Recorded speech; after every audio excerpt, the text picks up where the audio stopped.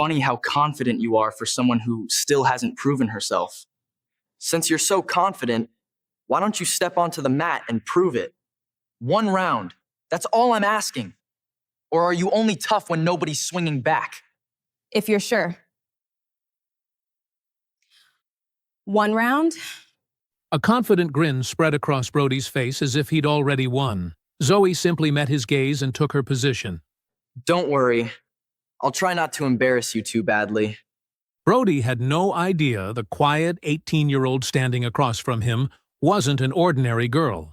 She was an undefeated champion who had never lost a match. Before continuing, comment where in the world you are watching from and make sure to subscribe because tomorrow's story is one you can't miss. The courtyard was loud with the kind of noise that meant nothing. Sneakers on pavement, somebody's music bleeding from a window, the general hum of 1,000 students who had somewhere to be. Zoe Okerson cut through all of it like she always did. Head up, eyes open. Not nervous, just watching. 5 days at Caldwell University. 5 days of memorizing which paths were fastest, which dining hall lines moved, which faces meant trouble. That last one was a habit Grandpa Robert had drilled into her so deep she didn't even notice she was doing it anymore. Read the room before the room reads you.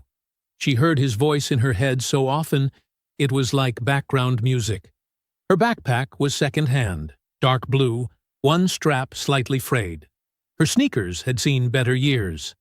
The scholarship covered tuition and housing. It did not cover everything else, and Zoe had made her peace with that somewhere around age 14. She kept moving. Avery Lagman fell into step beside her, already talking. That was the thing about Avery. She arrived in the middle of sentences, like the conversation had been going on without you, and she was just letting you catch up. They'd been roommates for 5 days, and Zoe already trusted her more than people she'd known for years.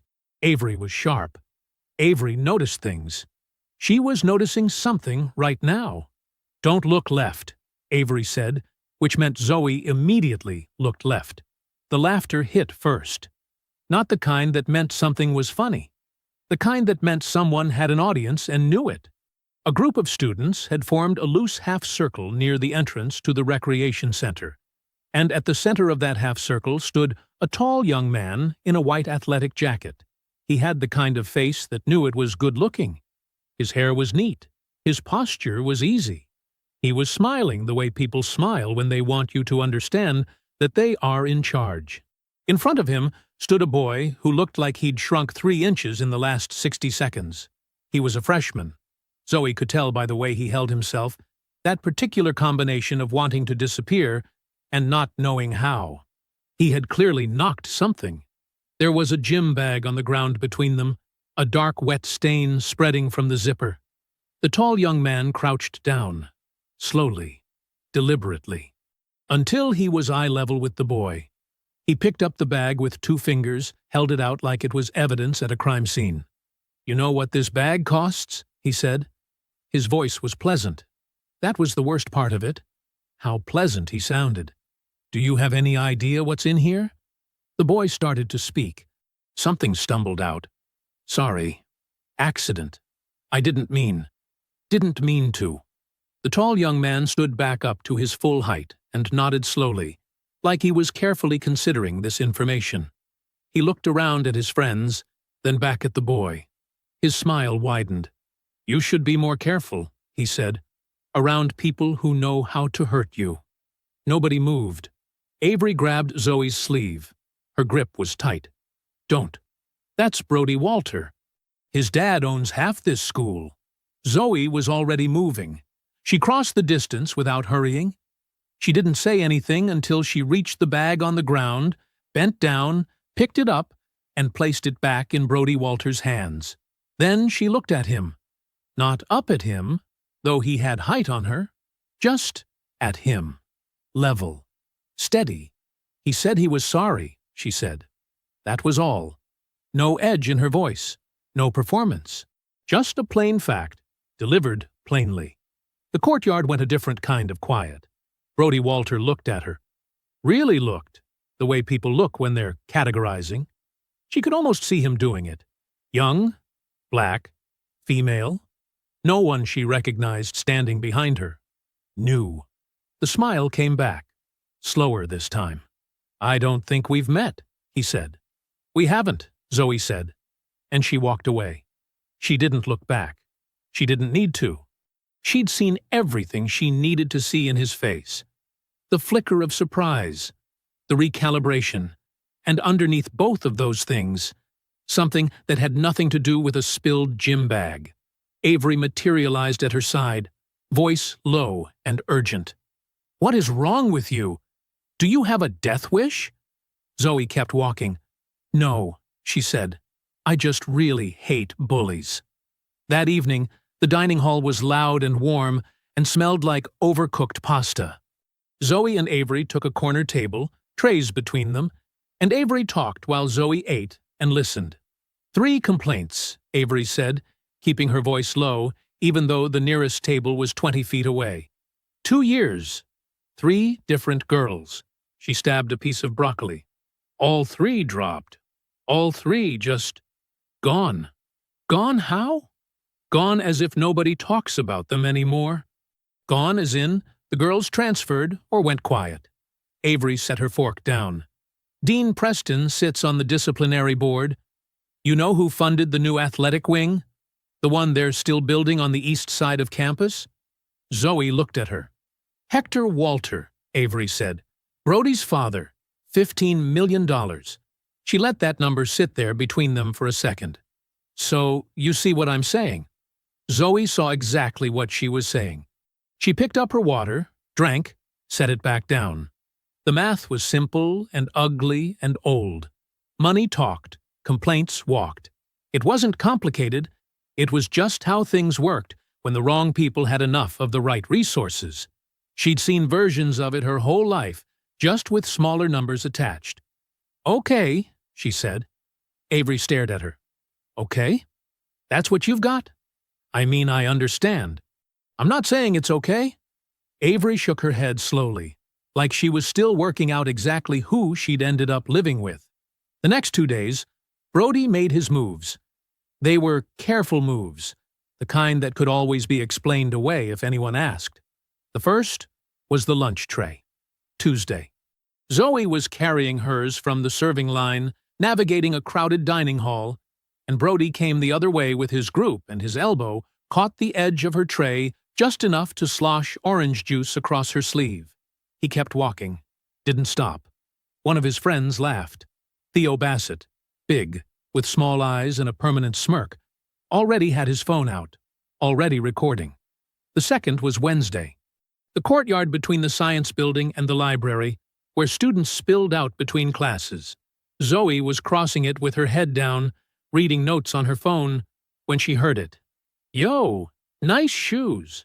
Brody's voice, easy and carrying, aimed at her from where he stood with 4 others. A couple of students nearby looked over.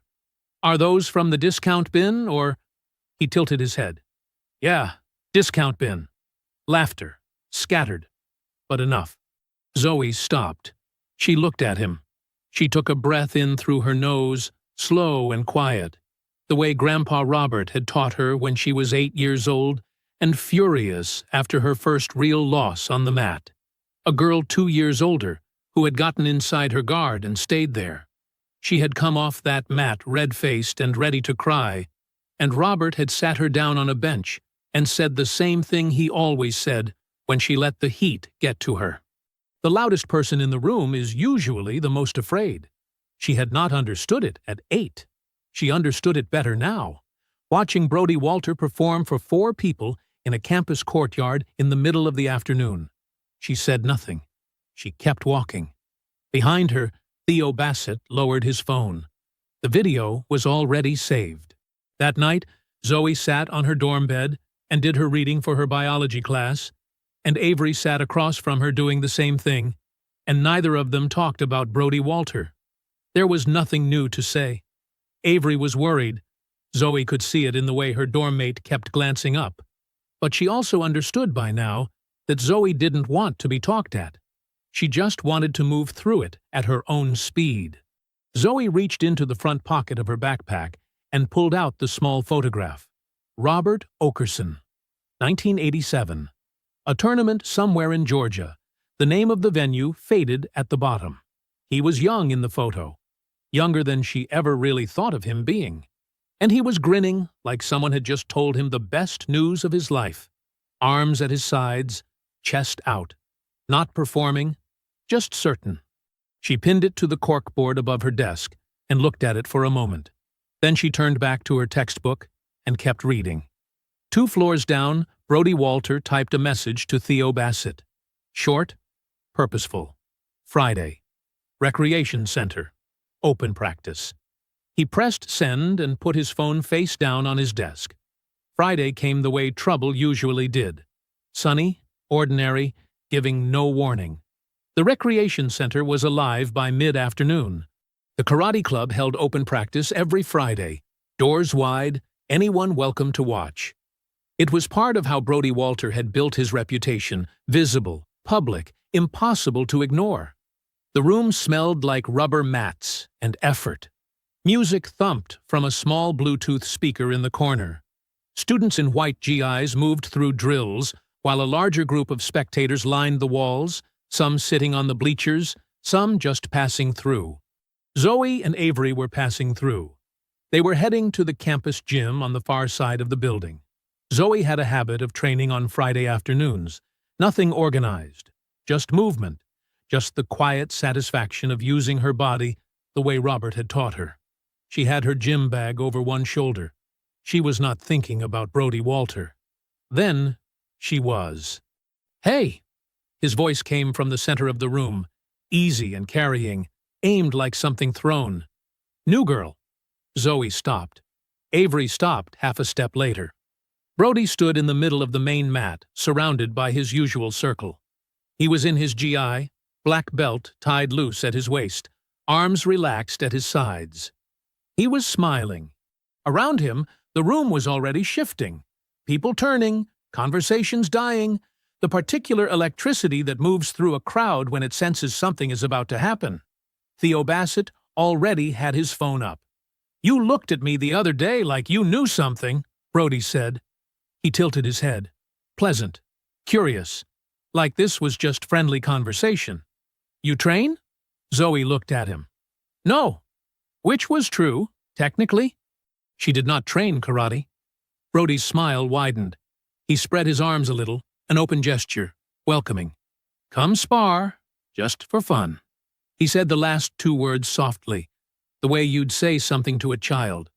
"I'll go easy. I promise." Avery's hand found Zoe's arm immediately, fingers closing around her elbow.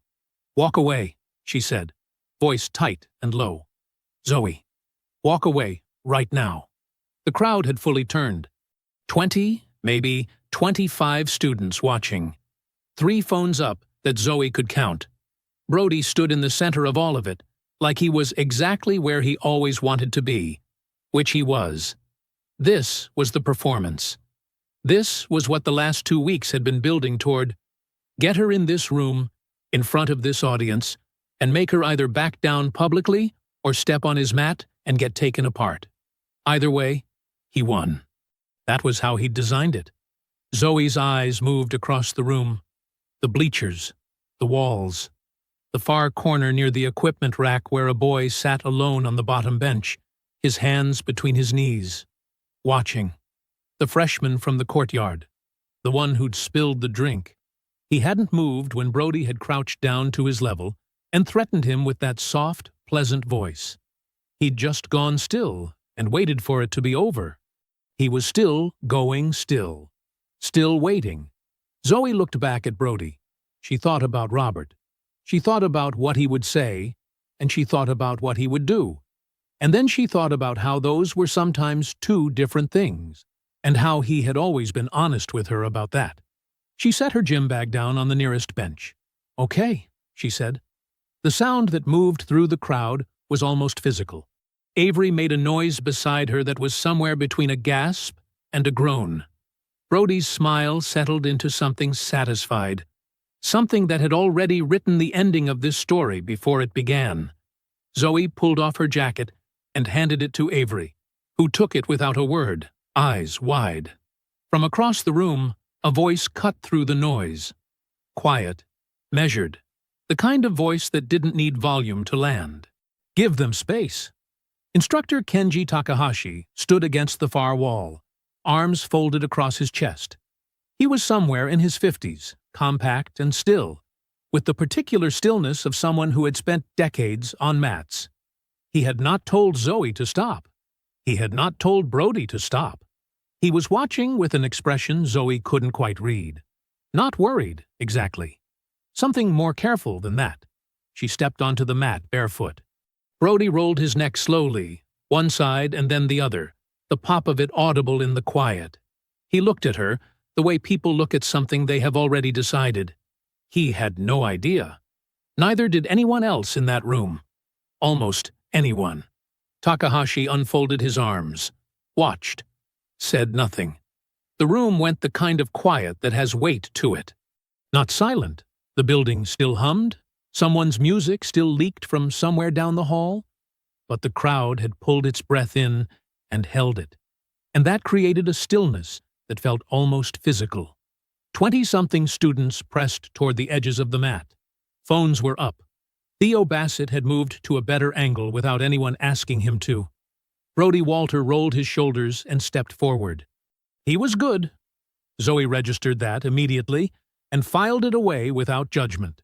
He moved like someone who had trained for years and had won enough to know it. His stance was clean.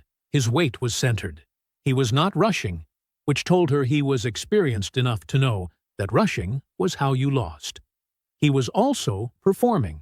That was the other thing she registered. Every adjustment of his feet, every tilt of his chin. It was aimed at the crowd as much as at her. He wanted this to look a certain way. He wanted it to look like what he believed it was. He came at her first with a shoulder grab. Testing, probing, the opening move of someone who wanted to feel out what he was working with. His grip was strong. Zoe rolled her shoulder back and under it, breaking contact cleanly, stepping offline. Nothing dramatic. Just gone. His eyes registered something. Not concern, curiosity. He threw a kick next. Fast, controlled, aimed at her midsection. She read it in his hip before his leg moved and dropped underneath it, letting it pass over her, already moving to reset. A murmur went through the crowd. Brody landed, adjusted his footing, and the smile was still there, but it had changed slightly. Less performance in it now, more focus. He came again. Faster this time, combination. A feint high, a grab low, his body dropping for a takedown, arms shooting for her legs. It was a good shot. Clean technique, real power behind it.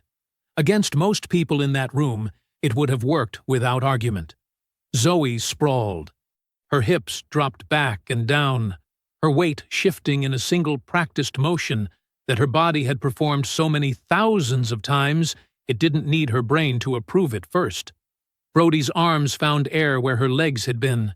His momentum carried him forward and down, and before he had finished processing what had gone wrong, she was behind him. She took his back, both hooks in, her legs securing his hips, her chest against his back, and her right arm sliding under his chin. Not violent, not wrenching, just inevitable. The rear naked choke locked in with the quiet precision of something that had been practiced until it was simply a fact of her body.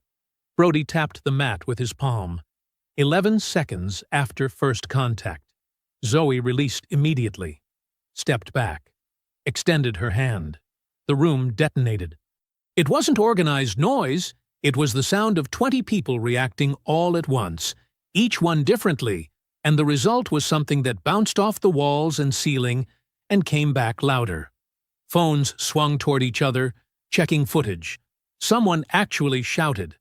Avery, standing at the edge of the mat, had both hands pressed over her mouth, eyes enormous. Brody stared at Zoe's outstretched hand. His chest was rising and falling.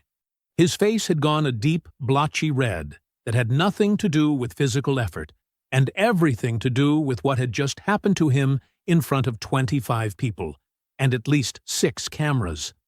The performance smile was gone. There was nothing in his expression now that was designed for an audience. This was just Brody Walter, unfiltered, and what was underneath was not pretty. He did not take her hand. He stood up on his own, turned away, and walked to the edge of the mat. Theo lowered his phone slowly. Nobody in Brody's circle was making noise anymore. Zoe lowered her hand. She was not embarrassed. She was not angry. She turned to step off the mat and found instructor Takahashi standing 2 feet away, watching her with an expression she hadn't seen on an adult's face in a long time. It was the expression of someone recalibrating everything they thought they knew about a situation. "Who trained you?" he asked. His voice was quiet enough that only she could hear it. "My grandfather," she said. "What's his name?" "Robert Okerson." Something moved across Takahashi's face. Not surprise, exactly. Something older than surprise. He was quiet for a moment, and when he spoke again, his voice had a different quality to it entirely. "I know that name," he said. "Your grandfather competed at Nationals, 1987. He paused. "He was extraordinary." Zoe went very still. Robert had never told her that. In 11 years of training together, in every conversation they'd ever had about competition and discipline and what it meant to show up and do the work, he had never once mentioned Nationals, never mentioned 1987, never said the word extraordinary about himself. Her throat tightened. Her eyes went briefly, involuntarily, bright. She pressed her lips together and nodded once, because it was all she could manage. For 24 hours, Caldwell University felt different. Not dramatically different. The buildings were the same, the paths were the same. The dining hall still smelled like overcooked pasta on Saturday morning. But the air had changed. Zoe could feel it in the way people looked at her when she crossed the courtyard. Not the cataloging look Brody had given her that first day. This was something else. Recognition. A few people nodded. A girl she'd never met stopped her outside the science building and said simply, "That was incredible," and kept walking before Zoe could respond. Marcus Finser's video had moved fast. By Friday night, it was everywhere in the campus networks. Group chats, dormitory feeds, the unofficial student forum, where everything that actually mattered got discussed. By Saturday morning it had jumped further, shared and reshared, until it had a life entirely its own. Avery sat cross-legged on her bed, reading comments out loud, while Zoe ate a granola bar and tried to focus on her biology notes. "This one says you're a prodigy," Avery announced. "I'm not a prodigy." "This one says Brody should quit the karate club." Zoe turned a page. "This one—" Avery stopped, looked up, grinned. "This one says you're the most important person on campus." "That one's definitely wrong." But even Zoe, who did not perform and did not need the approval of strangers, felt something ease inside her chest that she hadn't realized had been tight. She picked up the photograph of Robert from her corkboard and looked at it for a moment. 1987. Nationals. Extraordinary. She set it back gently. It felt, briefly and completely, like it was over. It wasn't. Saturday evening arrived, and so did the machinery, smooth and quiet and powerful, the way things move when the right people make a single phone call. Hector Walter made his. Who he called first, Preston directly, or someone above Preston who then called Preston, Zoe never found out. What she found out was the result. Sunday morning. A formal email in her student inbox. Dean Oswald Preston requested her presence in his office Monday at 9 a.m. The subject line read, "Urgent. Scholarship Conduct Review." Zoe read it twice. Then she called her mother. Divine Okerson arrived Monday morning at 7:30, 2 hours before the meeting, in clean clothes and her good shoes. She drove 3 hours from West Side Atlanta without complaint, without drama, without anything except the quiet purposefulness that had gotten her through 30 years of hard things. She was 44 years old and had the kind of face that had earned every line on it. She hugged Zoe once, firmly, and then said, "Tell me everything." Zoe told her everything. Preston's office was on the 3rd floor of the administration building, all warm wood paneling and framed institutional photographs. He was a trim man in his early 60s with silver hair and the practiced manner of someone who had delivered bad news so many times he'd gotten comfortable with it. He offered them both coffee. They both declined. He was smooth. That was the thing that made Zoe's jaw tighten as she sat across from him. How smooth he was, how regretful he sounded, as though he were a doctor delivering a difficult diagnosis, rather than a man doing exactly what Hector Walters' money had purchased. The video, he explained, had created a complicated situation. The recreation center was college property. The karate club was a sanctioned organization. The conduct clause in Zoe's scholarship was quite specific about behavior that could be considered. He paused here, chose his word carefully, prejudicial to the university's reputation. She was invited onto that mat, Devine said. Her voice was level. On camera, by the other student. I understand your perspective, Mrs. Okerson. Ms. Preston adjusted. Ms. Okerson, I understand. But the review process is standard procedure, and I'm not in a position to— Who initiated the review? Devine asked. Preston smiled gently. That's not information I'm able to share. They walked out 20 minutes later into the bright Monday morning, the hearing date set for 2 weeks out. Devine's heels were sharp on the administration building steps. Zoe's phone buzzed in her jacket pocket. Unknown number. She stopped walking and looked at the screen. A photograph. Brody Walter and Theo Bassett. Mid-laugh. Casual. Somewhere on campus. Beneath it, a caption in plain text. We're going to make sure she never feels comfortable here again. Zoe stared at it. Then she showed it to her mother. Devine looked at the screen for a long moment. Then she took Zoe's hand in both of hers and held it. Not frantically. Not with panic. With the particular steadiness of a woman who had decided long ago that she did not run from things. We don't run, she said quietly. Zoe closed her hand around her mother's and nodded. I know, she said. We never have. Monday evening arrived with its own kind of damage. Zoe was back in her dorm room by 6, biology textbook open on her desk, trying to make her brain do normal things. Avery was on her bed, laptop open, scrolling through the student forum the way you scroll through something when you already know it's going to be bad, and you're looking anyway. She found it at 6:14. Zoe. Something in Avery's voice made Zoe close the textbook. The post had gone up 2 hours earlier. Anonymous account, username a random string of letters and numbers that had been created that same day. The title was calm and measured, which made it worse somehow than if it had been hysterical. Concerning behavior at Friday's open practice, what the video doesn't show. Below it, several paragraphs, carefully written. The kind of careful that takes time and intention. The post did not scream. It reasoned. It suggested that Zoe had entered a sanctioned club space under false pretenses, having claimed no training background when she clearly possessed one. It suggested that Brody Walter, in good faith, had extended a friendly invitation that had been exploited. It used the phrase safe space 3 times. It asked, in its final paragraph, whether students who wished to train without fear of deceptive outsiders could expect the university to take their concerns seriously. Avery read the last line out loud. Her voice was flat with disbelief. Deceptive outsiders. Zoe said nothing. By Tuesday morning, the post had 47 replies. A significant portion of them agreed with it. By Tuesday afternoon, a petition had appeared, a separate document linked from the forum, calling for clearer protocols around visitor participation in sanctioned club activities. It had 62 signatures by the time Zoe saw it. She recognized 3 names from the karate club's public roster. Then came the video clip. Someone had found it.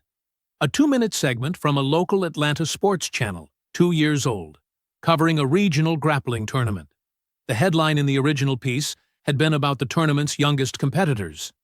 Zoe appeared briefly, mid-match, decisively winning.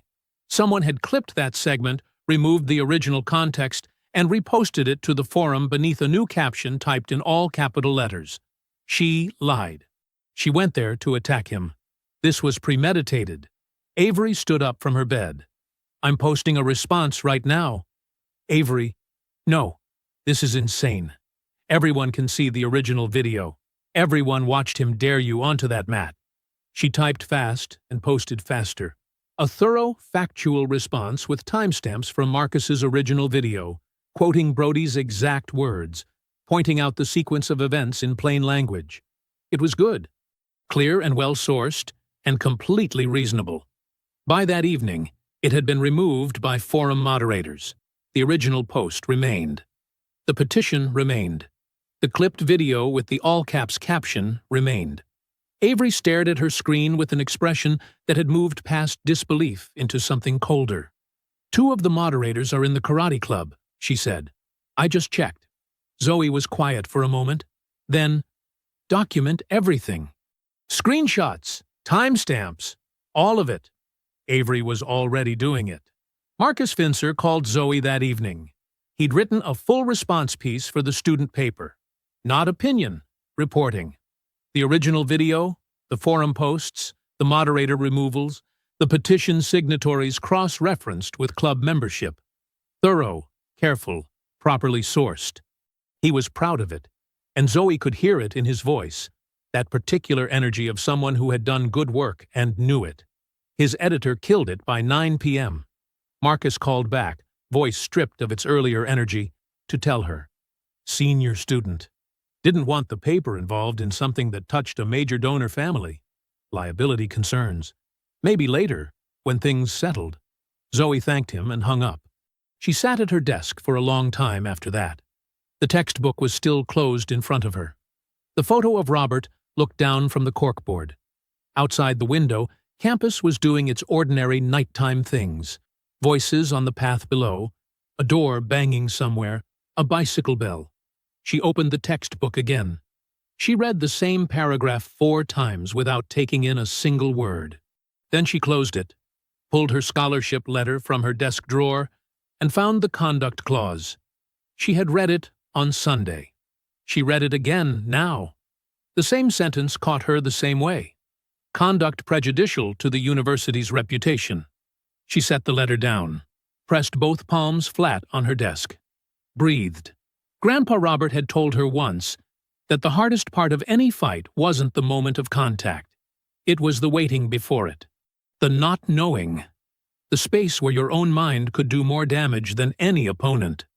She folded the letter back up, put it in the drawer, turned off her lamp. She was not going to let her own mind be the thing that beat her. Wednesday morning came gray and close, the sky the color of old concrete, the air sitting heavy and still over the campus, like it couldn't be bothered to move. Zoe checked her email before she was fully awake, which had become a habit she didn't like and couldn't stop. The message from Takahashi was there, sent at 7:12 a.m., before most of campus had stirred. She sat up in bed and read it twice. It was a good email. Careful and specific. He had witnessed the events of Friday afternoon from start to finish. He was prepared to provide a formal written statement confirming that Brody Walter had issued the invitation publicly and voluntarily, that Zoe had not misrepresented herself in any actionable sense, and that the characterization of her as an aggressor was not consistent with what he had observed. He wrote clearly and without hedging. He signed it with his full name and his faculty title. Zoe read it a third time, and something in her chest loosened by a fraction. She got up, showered, dressed, ate half a granola bar standing at her desk, and went to her 9 a.m. class. She took notes. She paid attention. She did the ordinary things because the ordinary things still needed doing, and because Grandpa Robert had told her once that the moment you let your trouble become your whole life, you've already handed your opponent the first point. She got back to the dorm at 11:30. Avery was sitting on her bed with her laptop open, and an expression that Zoe had learned to read in the past week. Careful, braced, delivering something bad in the gentlest available packaging. Takahashi sent another email, Avery said. He forwarded it to you and CC'd me since I'm involved in the documentation. I think he wanted witnesses to the fact that he sent it. Zoe sat down and opened her phone. The second email was shorter than the first. Takahashi wrote that he had received a private communication from a member of the athletic department advising him to, he quoted the phrase directly, remain within his professional boundaries regarding matters currently under administrative review. He wrote that he needed time to consider his position. He wrote that he was sorry. He signed it the same way, full name and title, but something about it felt different. Smaller somehow, like a door closing quietly rather than slamming. Zoe set her phone face down on the bed. Avery said, "He's scared." "I know. That's not okay." "I know that too." She stared at the ceiling for a moment, jaw tight, and then sat back up, because there was no version of lying on her back that fixed anything.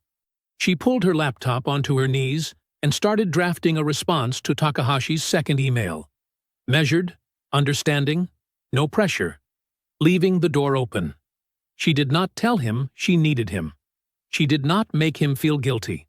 She simply told him she appreciated his honesty and that she understood. She pressed send and closed the laptop. It was 3 in the afternoon, 3 days before the weekend, 9 days before the hearing, when Avery came back from her financial aid office appointment with red eyes and very still hands. She set her bag down with unusual care, like she was trying not to disturb the air. She sat on her bed, said nothing for a moment. Then she said, "I got a message last night. Anonymous. It said my financial aid application was going to face an administrative review if I kept posting publicly about your case." The room was quiet. "They can't do that," Zoe said, though she said it knowing that the word "can't" had very little meaning when the wrong people had enough leverage. "Maybe not," Avery said. "But I can't." Her voice broke slightly, and she pressed her lips together. "My family can't afford this school without that aid." "I can't risk it, Zoe. I'm so sorry." Zoe crossed the room and sat beside her. She put a hand on Avery's arm. "Stop," she said firmly. "Stop apologizing. You are not doing anything wrong. I feel like I'm abandoning you." "You're not." Zoe's voice was steady and deliberate. "You have to protect yourself. I mean that. I won't let you bleed for this." Avery wiped her eyes quickly, embarrassed by them. Zoe wasn't embarrassed by anything. She sat with her dorm mate until the red left her eyes and the still hands relaxed. And then she walked back to her own desk and sat down alone. She thought about Grandpa Robert after a regional loss when she was 15. She'd been furious, certain she'd been cheated by a bad call, ready to take the whole system apart with her bare hands. He'd sat across from her in the car, engine off in the parking lot, and said it so quietly she'd had to lean in to hear. "You don't win on the mat in 10 seconds. You win in the 2 years before you ever step on it." She opened her notebook. She started writing down everything she remembered, in order, with dates and times. She was going to need it. Thursday morning arrived quieter than the ones before it. Zoe had slept in pieces. 2 hours, then awake, then another stretch that didn't feel like real sleep, so much as her body going through the motions of it. She was at her desk by 7 with instant coffee that tasted like hot water with ambitions, reading back through her notebook. Dates. Times. The sequence of everything that had happened since that first afternoon in the courtyard. She had 4 pages now, front and back, her handwriting getting smaller and more compressed as the pages filled. At 7:48, someone knocked on her dorm room door. Not Avery. Avery was still asleep, her breathing slow and even from across the room. Zoe stood, crossed to the door, and opened it. Vera Lattimore was not a tall woman, but she occupied space the way tall people do, with a kind of settled authority that had nothing to do with physical size and everything to do with having been exactly who she was for a very long time. She was 58, with natural silver-streaked hair cut close and a face that had seen enough to stop being surprised by most of it. She was Caldwell's women's athletics director, which meant she had an office in the building where decisions got made and a front-row seat to exactly how those decisions were arrived at. She was holding 2 cups of coffee from the good place off campus. She extended one toward Zoe. "You look like you need this more than I do," she said. "Can I come in?" They sat at Zoe's desk and the small chair Avery used for video calls. The door closed, Avery still sleeping undisturbed 3 feet away. Lattimore did not open with comfort. She did not tell Zoe it was going to be okay. What she offered instead was information, delivered in the same direct, unhurried way she apparently did everything. "I've been watching the Walter family operate at this school for 11 years, Lattimore said. What's happening to you right now is not new. The packaging changes. The target changes. The machinery underneath is always the same. Zoe wrapped both hands around her coffee cup. "Tell me what you know," Lattimore told her. Before Caldwell, Brody Walter had attended a private university in Tennessee for 1 semester. During that semester, a female student-athlete had filed a formal complaint against him. Physical intimidation following a training incident that bore a striking resemblance to what had happened in Caldwell's recreation center. The complaint had not gone through the institution's normal process. It had been intercepted early, handled through private attorneys, and resolved through a financial settlement that included a non-disclosure agreement. The record had been sealed. The woman who filed the complaint had left the school by the end of the semester. She had left competitive athletics entirely. Her name was Selena Dalton. She was now a licensed attorney practicing in Atlanta. "She's 26, Lattimore said. "She's been building her practice for 2 years. She's cautious, and she has every right to be. That NDA has teeth, and Hector Walter's lawyers made sure she knew it." She paused. "I found her last week. I reached out. She agreed to listen." Zoe was very still. "What does that mean? Agreed to listen?" "It means she hasn't said no." Lattimore set down her cup. "It means there's a door that isn't closed yet. But I want to be honest with you. I can't promise you what's behind it. She's scared. She has reasons to be scared that are legitimate and that I respect. How much time do we have?" 9 days until your hearing." The number sat between them. 9 days was not a lot. 9 days was also not nothing. And Zoe had learned from Robert that the calculation of what was possible in a given window of time was almost always more generous than it first appeared, provided you used every hour of it. "What do you need from me?" Zoe asked. Lattimore looked at her for a moment, the kind of look that is also a measure, that is checking something. Whatever she found appeared to satisfy her. "Stay clean," she said. "No public statements, no forum posts, no reactions to whatever they put up next." She held up a finger. "Stay visible. Go to class. Eat in the dining hall. Don't disappear. Don't give them a narrative where you looked guilty by hiding." A second finger. "And let me work." Zoe nodded. Lattimore stood, picked up her cup, moved toward the door. She paused with her hand on the frame and looked back. "Your grandfather," she said. "Robert Okerson." Something moved briefly in her expression. Not quite a smile. Something quieter than that. "He was a good man. The best kind.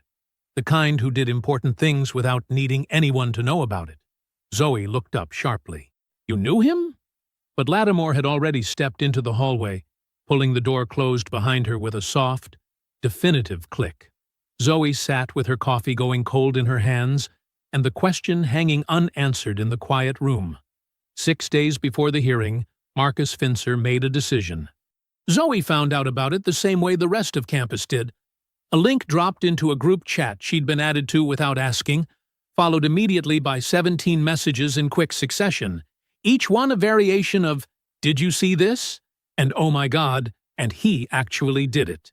She clicked the link. Marcus had published everything. Not in the student paper, his editor had made that door very clear, but on his personal journalism blog, a site he'd been running since high school with a modest following and a clean, straightforward design. He had posted the original video in full. He had posted a written piece beside it. Not an opinion column, not a rant, but actual reporting. The sequence of events from the courtyard to the recreation center to the disciplinary notice. The forum posts and their timestamps. The moderator removals, documented with screenshots. The petition signatories cross-referenced with Karate Club membership. All of it sourced, all of it verifiable, all of it laid out in plain language that anyone could follow. The last paragraph was short. It simply asked one question. When the student who issued the dare faces no review, and the student who accepted it faces losing her scholarship, what exactly is the conduct clause protecting? Zoe read the piece twice, sitting on the edge of her bed in the gray early morning. Then she put her phone down and looked at the photo of Robert on her corkboard. By noon, a regional black press outlet had reposted the piece in full with an editor's note calling the situation a clear example of institutional bias. By 3 in the afternoon, a national sports media account with 200,000 followers had shared Marcus's original video with a single caption. Watch this, and then read what happened after. Campus transformed. It didn't happen slowly. It happened the way pressure releases, suddenly and all at once. The student forum, which had been running the anti-Zoe narrative for days, was overwhelmed by incoming voices that the moderators couldn't remove fast enough. Alumni began calling the main administration line. A prominent civil rights organization issued a public statement by 4 p.m., calling on Caldwell to immediately suspend the scholarship review and investigate the complaint suppression pattern. Someone started a hashtag. By Friday evening, DAR's Zoe Okerson was moving through Atlanta's social media with real momentum. Dean Preston was photographed leaving a faculty meeting with his jaw set and his eyes pointed at the floor. Avery sat on Zoe's bed Friday night and read things out loud until her voice got hoarse. Outside, campus was louder than a regular Friday, people stopping each other on the paths, conversations spilling out of open dormitory windows. Zoe sat cross-legged across from her, back against the wall, listening. She had not posted anything. She had not given any statements. She had done exactly what Lattimore told her to do. Stayed clean, stayed visible, let it move. But she felt it. She would have had to be made of stone, not to feel it. The 48 hours were warm and bright, and full of the particular relief that comes when you have been carrying something heavy alone for a long time, and suddenly other people are helping hold the weight. She let herself feel it. She thought Robert would have allowed her that much. Maybe it's going to be okay, Avery said at some point. Late, the laptop finally closed, the room dim and quiet. Zoe looked at her. Maybe, she said. She meant it. For the first time since Preston's office, she actually, genuinely meant it. She slept well that night, deeply and without interruption, the kind of sleep that only comes when the body finally believes, even briefly, that it can afford to let go. Sunday arrived soft and ordinary. Birds. Campus maintenance doing something loud and mechanical somewhere on the north side. The smell of whatever the dining hall was making drifting through a cracked window. Zoe woke at 7, lay still for a moment, and reached for her phone out of habit. The campus news alert had come in at 6:43 a.m. She read it once. Read it again. Her hand was very steady holding the phone, which surprised some distant part of her, because the rest of her had gone completely cold. Walter Family Files. Emergency legal action citing defamation. Scholarship student and student journalist named as co-defendants. University cites legal uncertainty. Announces postponement of pending disciplinary hearing. The warmth of the last 48 hours didn't fade gradually. It stopped. Zoe set her phone face down on the mattress. Sat up. Put both feet on the floor. She pressed her palms flat against her knees and breathed. Then she reached for her notebook and opened it to a new page. The legal documents were 12 pages long and written in the particular language that lawyers use when they want something to feel inevitable. Dense, formal, full of phrases that sounded like closed doors. Zoe had read all 12 pages by the time she arrived at Lattimore's office Sunday afternoon. She had printed them at the campus library, sitting alone at a terminal in the back corner, while a few other students moved quietly around her, none of them knowing what she was reading, none of them looking twice at the girl in the worn sneakers with the very still face. Lattimore's office was small and organized in the way that offices get when someone has worked in them for a long time. and learned exactly where everything needs to be. Filing cabinets along one wall, a desk with 2 monitors, a framed photograph of a women's track team from what looked like the early 90s, faded at the edges. Lattimore was already there when Zoe arrived, the documents open on her screen, reading glasses on. She looked up when Zoe came in and gestured to the chair across the desk. Zoe sat, put the printed pages on the desk between them. They named Marcus, too, Zoe said. I know. He published facts, documented facts with sources. I know that, too. Lattimore took her glasses off. The suit is almost certainly frivolous. Their legal argument has significant holes, but that's not the point of it. And Hector Walters' attorneys know it's not the point of it. She set the glasses down. The point is the postponement. They filed the injunction arguing that the video's spread constitutes defamation, and the university's administration, worried about being named in subsequent action, used it as cover to freeze the disciplinary hearing pending legal clarity, which means my scholarship stays suspended, which means your scholarship stays suspended. You cannot register for next semester until the hearing concludes. The words landed the way facts land when you already knew them, but needed someone to say them plainly so you could stop hoping you'd misread. Zoe nodded once and looked at the filing cabinet on the wall for a moment. There's something else, Lattimore said. Her tone shifted slightly, careful in a way it hadn't been before, and Zoe looked back at her. Lattimore's phone had rung that morning at 8 a.m. Selena Dalton, calling from Atlanta, voice tight and controlled. She had been watching the coverage from her office. She had been thinking, carefully and seriously, about the NDA and whether it held the weight Hector Walters' attorneys had always implied it did. She had consulted her own attorney over the weekend, and she had found something, a potential flaw in the agreement's enforceability, a misrepresentation made at the time of signing regarding Brody's disciplinary status at his previous institution. If the foundational premise of the agreement contained a misrepresentation, the agreement itself might not hold. It was not certain. It was a possibility, but it was real. And then, at 9:15 a.m., a cease and desist letter had arrived at Selena Dalton's office from Hector Walters' attorneys. Lattimore had called Selena back at 10. Selena's voice had been different the second time. Quieter, pulled inward. She had a practice. 2 years of building it, client by client. She had people depending on her.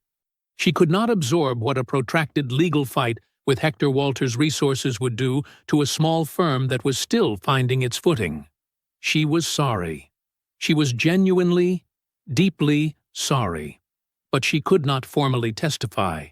Lattimore delivered all of this in the same steady, unhurried way she delivered everything. And when she finished, the office was very quiet. Zoe looked at the desk between them, at the 12 pages of legal language, at the framed track team photograph on the wall, at her own hands resting on her knees. She pressed both palms flat against them, the grounding technique Robert had taught her when she was 10 years old and overwhelmed, the physical act of feeling something solid beneath your hands when everything else felt like it was moving. She breathed in through her nose, out through her mouth. Her voice, when it came, barely moved the air between them. So we have nothing. Lattimore looked at her for a long moment. When she spoke, her voice carried the particular weight of someone who has not given up and needs you to understand that. Not nothing, she said. We have the truth.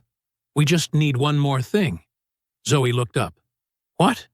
Proof that this school already knew about Brody Walter. Lattimore's eyes were steady and direct, and chose Hector Walters' money anyway. The office was quiet again. Zoe pressed her palms harder against her knees. Then she nodded. She drove home Sunday evening with the windows down and the radio off. 3 hours from Caldwell to West Side Atlanta. And Zoe spent most of it watching the highway unspool in front of her headlights, and not thinking about legal documents or forum posts or Dean Preston's smooth, regretful voice. She let the road do what roads do when you need them to. Give you something to follow that doesn't require decisions, just movement. Her mother was waiting. Not in an obvious way, Divine Okerson did not stand at windows watching for headlights, did not come out to the curb when she heard tires on the street. She was just there when Zoe came through the door, in the kitchen, moving between the stove and the counter with the quiet efficiency of a woman who expressed most of what she felt through the act of feeding people. The apartment smelled like rice and stewed chicken, Robert's favorite, which Divine still made on Sundays the same way she always had. She looked at Zoe's face when she came in and didn't ask any questions. Just set a plate on the table. They ate together, and Zoe told her mother some of it. Enough. Not the lawsuit in full detail, not the cease and desist, not the specific mechanics of what Lattimore was trying to build, just the shape of it. The hearing postponed. The scholarship still frozen. The feeling of being pressed from every direction by something that had more resources than she did, and was not particularly worried about being fair. Divine listened without interrupting, which was its own kind of love. After dinner, Zoe sat in Grandpa Robert's chair. It lived in the corner of the living room between the bookshelf and the window. A wide armchair in dark brown fabric that had gone soft and slightly shapeless over the years from the particular weight of one particular person sitting in it for decades. They had kept it after he passed 3 years ago because getting rid of it had not felt like something either of them was ready to do. And the years had made it feel less like absence and more like presence, like he had just stepped out and would be back shortly. Zoe sat in it and held the photograph from her backpack in both hands. Robert at the 1987 tournament. That grin. Those raised arms. She thought about what Takahashi had said on the mat. He competed at nationals. He was extraordinary. She thought about the 11 years she had spent training with him in the small gym he ran out of a rented space on Fairburn Road. The smell of the mats and the squeak of her sneakers and his voice counting repetitions from the corner. She thought about how he had never once said the word nationals, never mentioned 1987, never offered it as context or credential or reason she should listen to him. He had just showed up, every time, and taught her. She could not sleep. At 11:30, she got up, moved quietly through the dark apartment, and found herself in front of the closet in the hallway where Divine kept boxes of things that did not have another home. She wasn't sure what she was looking for. She pulled the chain on the overhead bulb and started moving boxes. She found it in the third one. A shoebox, inside a larger box of Robert's competition things. Ribbons, programs, handwritten training notes in his small, cramped script. Inside the shoebox, folded once, a letter on the letterhead of a regional training center in Macon, Georgia, dated 11 years ago. The director thanking Robert Okerson personally and at length for years of quiet advocacy for young athletes who had no institutional support, no financial resources, and nowhere else to go, for making phone calls, for showing up, for doing it without recognition or compensation, because he believed that talent without access was just talent wasted. Tucked inside the folded letter, a handwritten contact list. Names, phone numbers, a loose network of coaches across Georgia that Robert had apparently spent years building and maintaining. Zoe ran her finger down the list. Third name from the bottom. Vera Lattimore. She stood in the hallway with the bulb swinging slightly overhead and read the name 3 times. She brought the letter and the list downstairs. Her mother was still awake, sitting at the kitchen table with tea she wasn't drinking. Zoe set the papers in front of her without speaking. Divine looked at them. Her face changed slowly, the way faces change when something lands that is both a surprise and somehow not a surprise at all. Her eyes went bright. She pressed her fingers against her mouth. "Your grandfather knew everybody," she said finally. Her voice thickened. "He never told you, because he didn't want you training for anyone's approval." She looked up at Zoe. "He wanted you training for yourself." Zoe stood in her mother's kitchen at midnight, holding a letter written 11 years ago, and felt something shift in her chest. Not break, not crack, but shift, like a door opening inward. She went to bed at 2. She slept without interruption. She was packed and in the car by dawn. The letter and the photograph both tucked inside her backpack. The address of her grandfather's old contacts written in her own handwriting on a fresh page of her notebook. She called Lattimore from the highway, the sun just beginning to show at the edge of the sky. "I'm ready," she said. "Let's finish this." Lattimore's office looked different on Monday morning. Not physically. Same filing cabinets, same 2 monitors, same faded track team photograph. But something in the atmosphere of the room had changed, the way a room changes when the person inside it has been working through the night, and the work has produced something real. 3 manila folders sat open on the desk in a careful row. A legal pad covered in Lattimore's handwriting leaned against the monitor on the left. 2 empty coffee cups had been pushed to the corner. Lattimore was already in her chair when Zoe arrived at 8. She looked like someone who had slept in pieces and had decided that was sufficient. She gestured to the chair across the desk and waited until Zoe had settled before she began. "I'm going to show you 3 things," she said, "and then I'm going to tell you what we're going to do with them." She opened the first folder. Caldwell University published annual financial disclosures, required by their accreditation body, publicly accessible, boring enough that almost nobody ever read them. Lattimore had read them, all 11 years' worth, printed and tabbed with yellow sticky notes.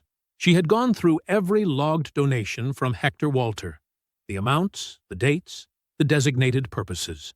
She turned the folder so Zoe could see the column of figures she had highlighted in yellow. Then she opened the second folder. The Title IX office maintained a public activity log, again publicly accessible, required by federal guidelines.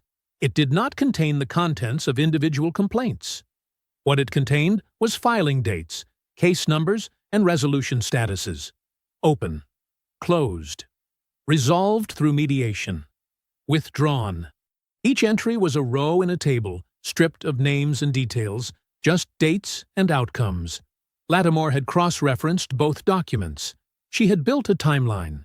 She set it in front of Zoe, a single sheet of paper, 2 columns running parallel. Left column. Complaint filed, case closed within weeks.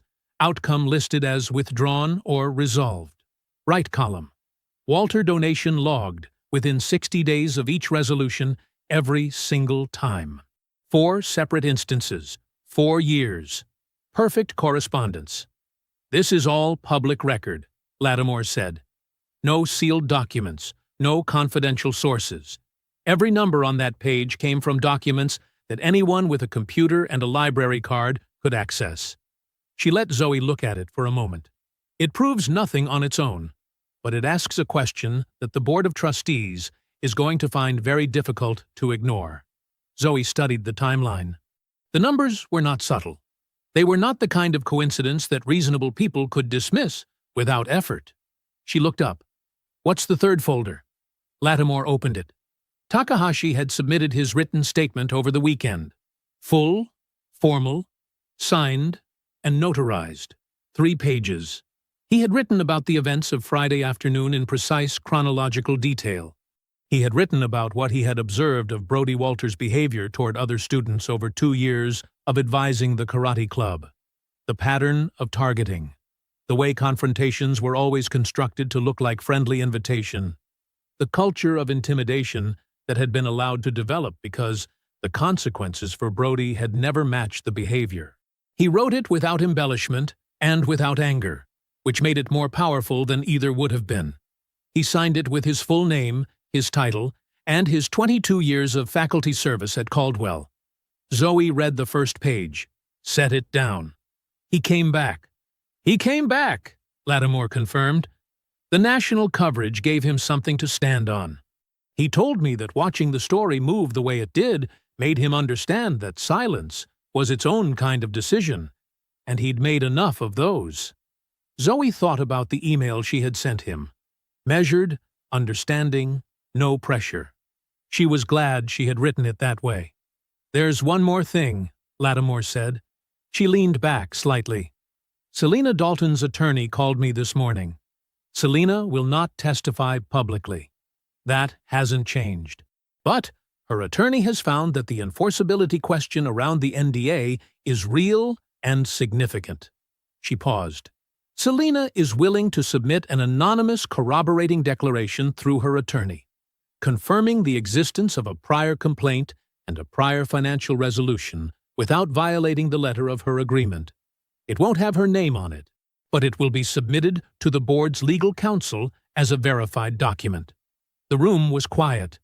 Zoe looked at the 3 folders laid out in a row on the desk: the donation records, the complaint timeline, Takahashi's statement, and now a 4th element, unsigned but verified, from a woman in Atlanta who had lost something to Hector Walters' machinery years ago and had found a way, finally, to say so.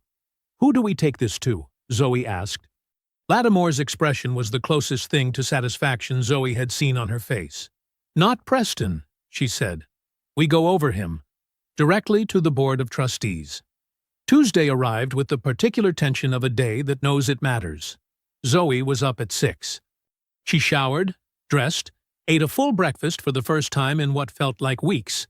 Eggs, toast, orange juice, sitting alone in the nearly empty dining hall while the morning light came through the east-facing windows in long, flat strips. She was not calm exactly, but she was settled, which was different. Settled was what Robert had always aimed for before a competition. Not the absence of feeling, but the organization of it. Everything in its place. Nothing wasted. At 8:15, Lattimore submitted the letter to the Board of Trustees. Zoe was not in the room when it happened. She was in her 9 a.m. biology class, taking notes in her small, compressed handwriting, doing the ordinary things. But Lattimore had told her the plan in precise detail, and she tracked it in her mind like a clock she couldn't see, but could hear. The letter was 4 pages, single-spaced, formal in language, and devastating in content. It documented the donation-complaint correlation in full. Dates, amounts, outcomes, the parallel columns that asked a question no reasonable person could sidestep. It included Takahashi's notarized statement as an attached exhibit. It used the phrase pattern of institutional complicity in the second paragraph and did not soften it or walk it back anywhere in the following 3 pages. It was co-signed by Takahashi and 2 additional faculty members who had approached Lattimore over the weekend after the national coverage. People who had seen things over the years and had been waiting for a moment that felt solid enough to stand on. The letter was copied to Caldwell's own legal counsel. That last detail was Lattimore's most precise move. Copying the university's lawyers meant that the administration could not claim later that the information had been withheld from them. It meant that every person in the chain of decision-making was now formally aware of what the letter contained. It closed the exits. At 10:30, while Zoe was walking between classes, her phone buzzed with a message from Marcus Finzor. "It's up. Going out now." She stopped on the path and clicked the link. Marcus had published his second piece. Not on the student paper, that door was still closed, but on his personal blog, the same place the first piece had run, which now had significantly more readers than it had possessed 2 weeks ago. This piece was different from the first. Where the first had been about what happened on the mat, this one was about what happened after the mat. The donation records, the complaint timeline, the dates laid side by side in a table that was clean and simple, and required no interpretation because the pattern interpreted itself. He had sourced everything from public documents. He had named no sealed records. He had made no accusations that went beyond what the documented timeline supported. It was the kind of piece that could not be easily dismissed because it did not reach. It simply showed what was already there, in documents that had always been available, and asked why nobody had looked before. By noon, the regional black press outlet had shared it. By 1:30, the national sports account had picked it up again. By 3 in the afternoon, 2 mainstream Atlanta news outlets were running their own versions of the donation complaint story, sourced independently from the same public records Marcus had used. The story was now larger than Caldwell University's ability to contain it. At 4 p.m., Selena Dalton's attorney delivered the anonymous corroborating declaration to the board's legal office by hand, a verified document signed by counsel. confirming the existence of a prior complaint and a prior financial resolution involving the same student at a previous institution. No name, no details that violated the NDA's letter. Just confirmation from a verified legal source that this had happened before. 3 pressure points, 12 hours, all landing on the same target. At 6:15, Lattimore called Zoe. They made an offer, she said, without preamble. Zoe was sitting on her dorm bed, notebook open, pen in hand. She went still. What kind of offer? Full scholarship restoration. A financial payment. A mutual non-disparagement agreement, meaning neither side discusses the matter publicly going forward. Lattimore's voice was steady and gave nothing away. It's structured to make Brody's involvement disappear. He transfers, starts somewhere new. Zoe looked at the wall, at the corkboard, at the photograph of Robert with his arms raised and his enormous grin. What happens to the complaints? She asked. The other girls? Selena. The pattern. Does any of that get addressed? A pause. No. And the school? Preston? The donation arrangement? Internal matter, handled privately. So nothing changes. For Brody Walter, Lattimore said carefully, nothing changes. Zoe set down her pen. She picked up the folder with the settlement documents that Lattimore had sent to her phone, scrolled through 3 pages of formal language, and then set the phone face down on the bed.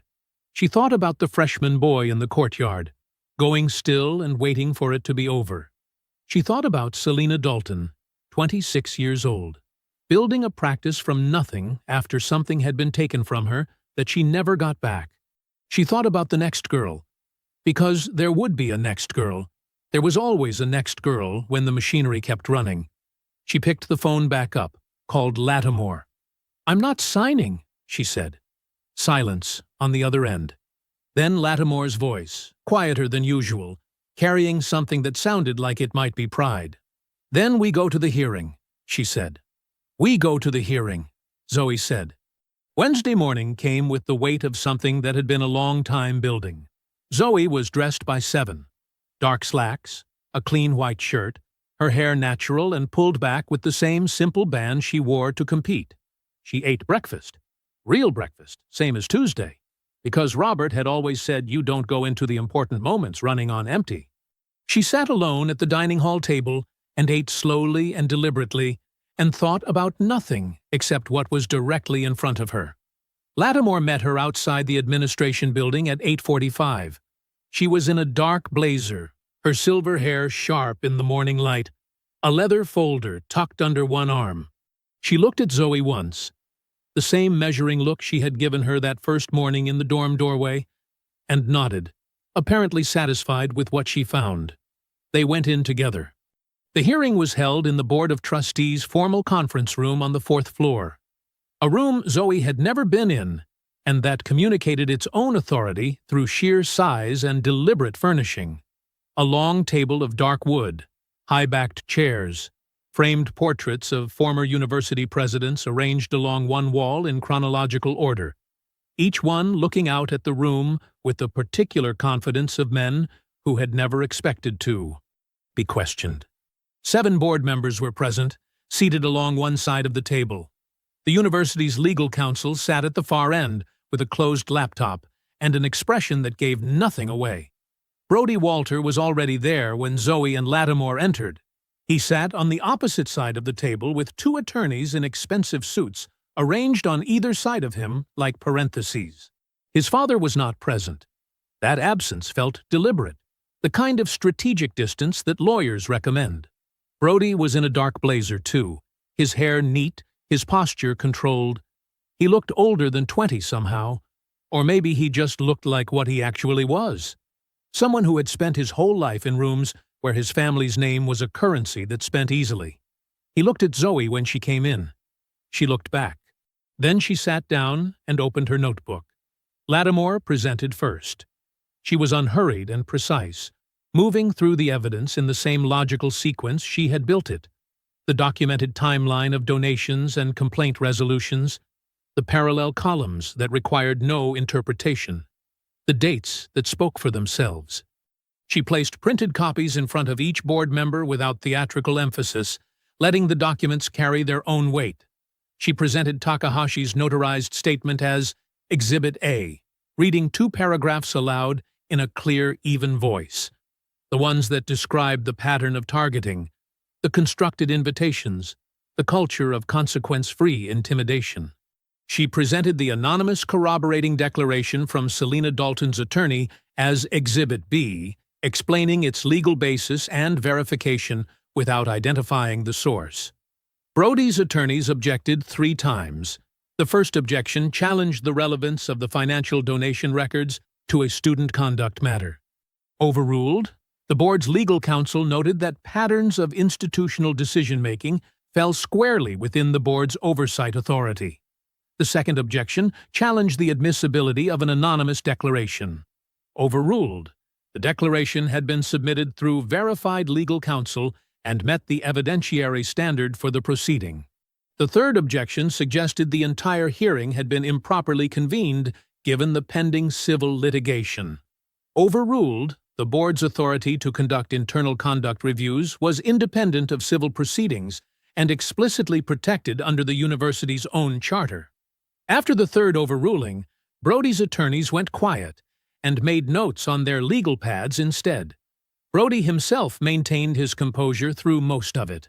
He sat straight. He kept his expression neutral. He had clearly been coached extensively on how to sit in a room where things were being said about him and not react visibly.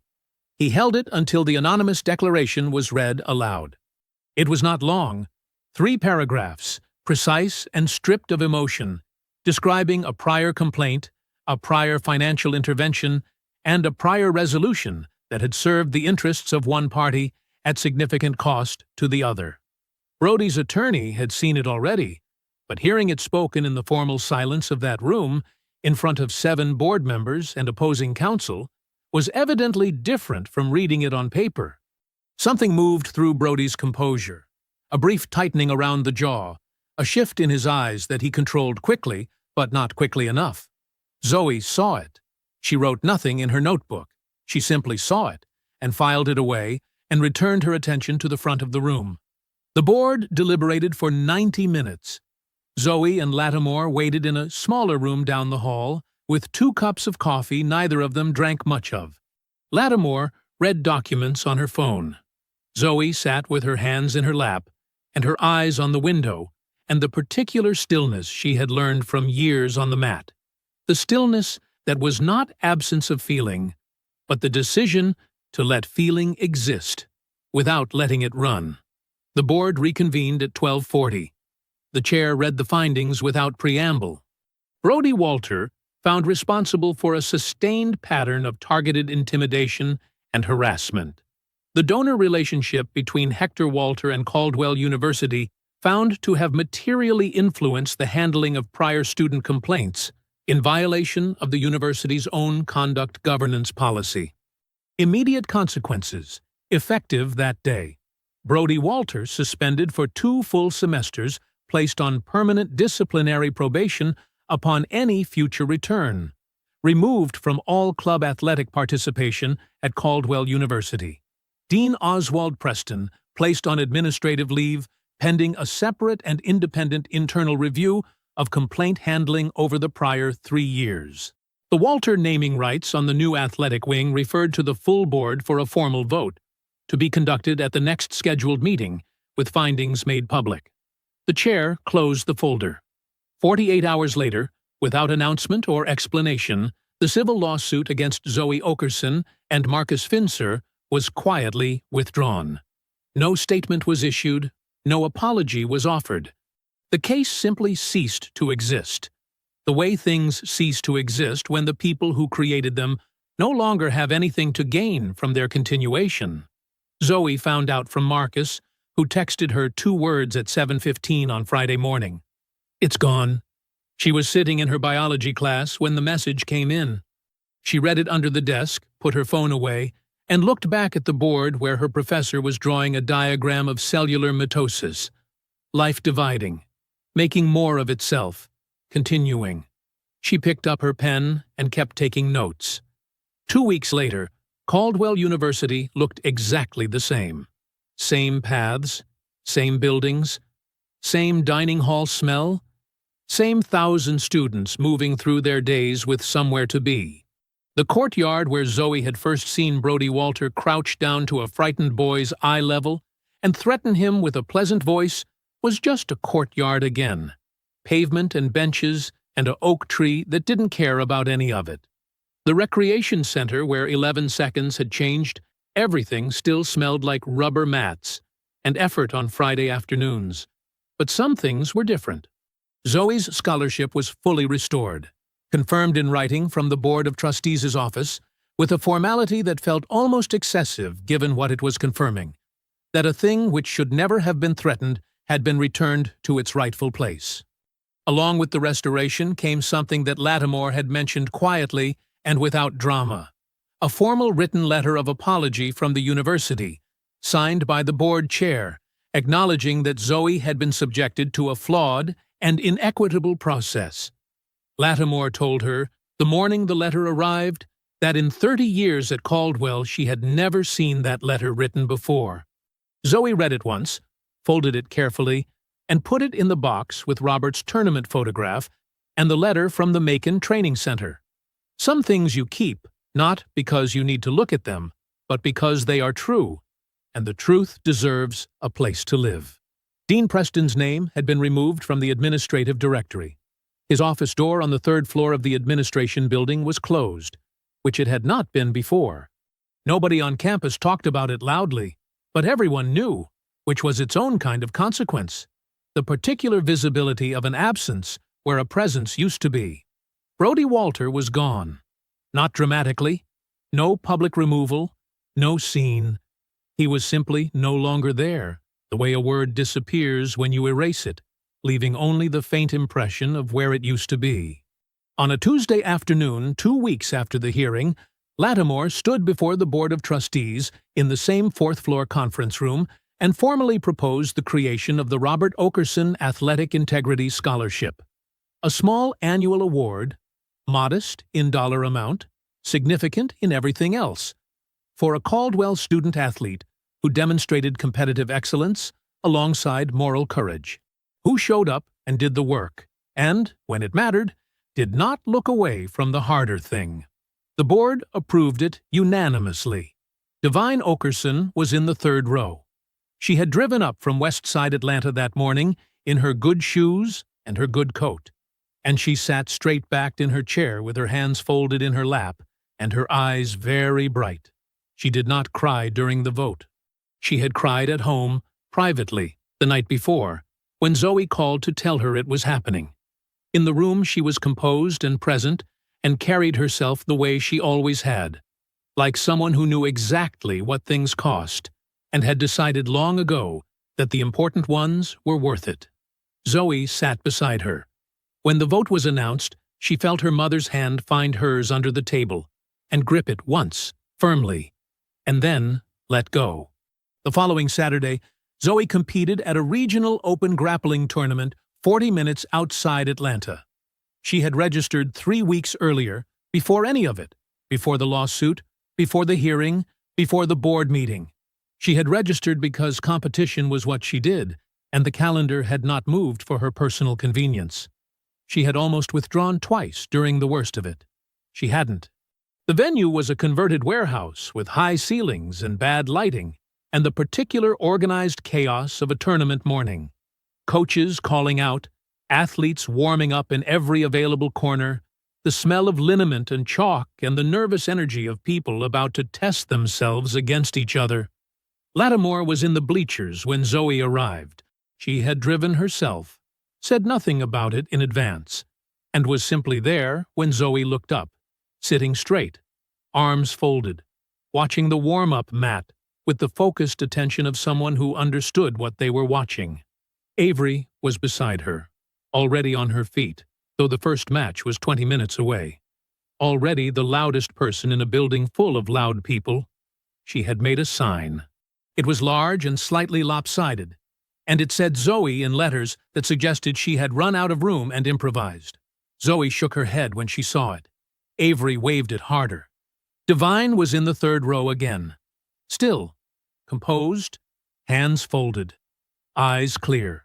Takahashi was near the back, standing rather than sitting, arms crossed in the same posture he'd held against the recreation center wall on the day everything started. He caught Zoe's eye when she walked to the warm-up area and nodded once. She nodded back. She won her first match in 4 minutes, her second in 6.